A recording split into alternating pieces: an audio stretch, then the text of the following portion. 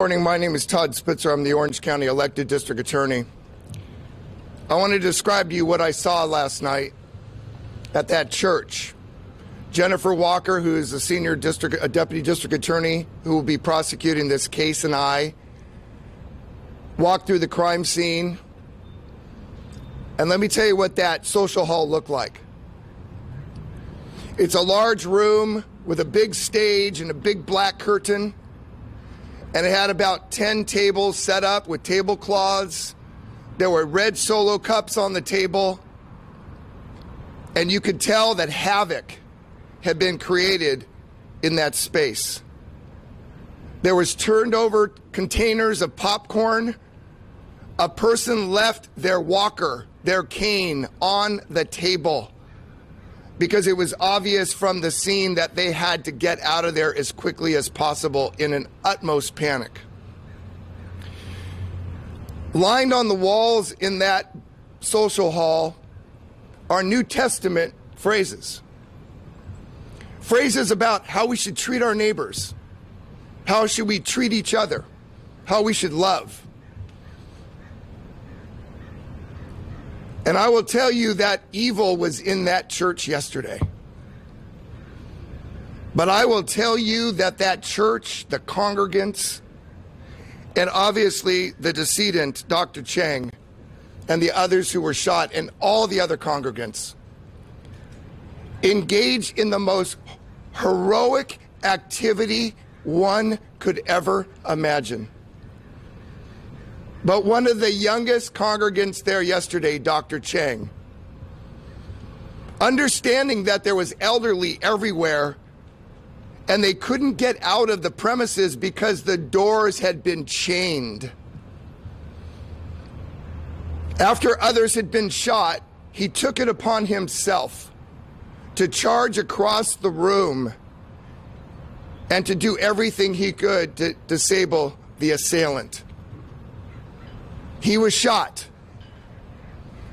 And then there was an attempt to shoot him again, but the gun jammed.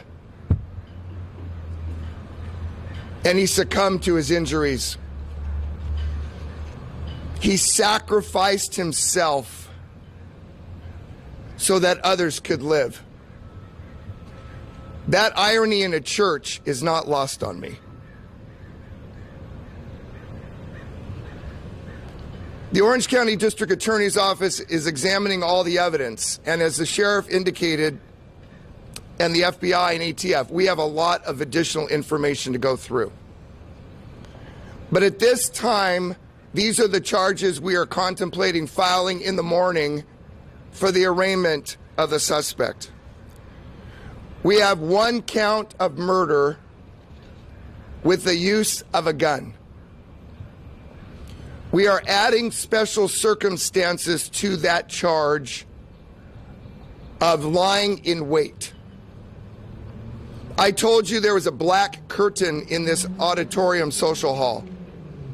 Behind that black curtain was secreted the explosives, additional weaponry, magazines, and other tools that the suspect was planning on utilizing later on after he socialized and mingled amongst the congregants to carry out his crimes.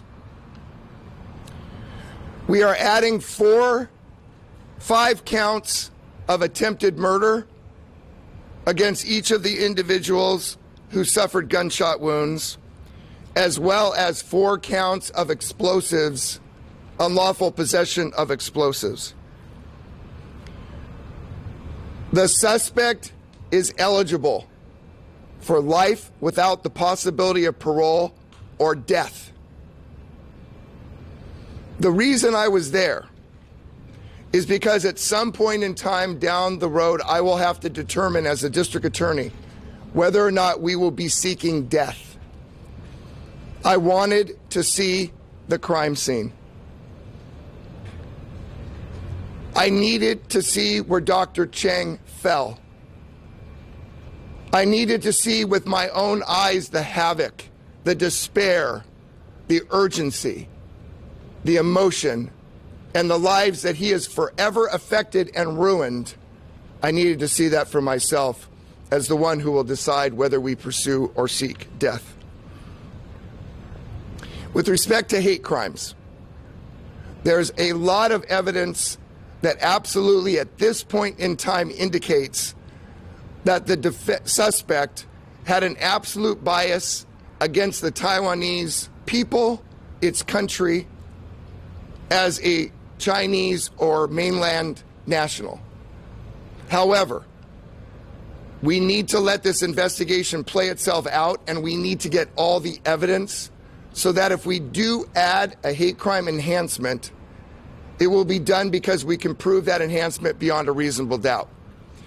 The enhancement of hate does not add any additional time to the life without possibility of parole or the death consideration. However, we have been, everybody behind me here and all the elected officials, we have made it unequivocally clear we will not tolerate hate in this county. We will prosecute hate to the fullest extent of the law. We will charge it when we can prove it, and we will use it as an example to keep haters from hating across this country and around Orange County.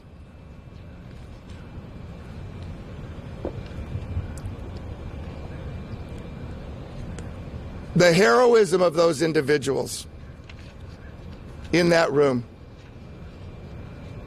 is unbelievable to all of us in law enforcement.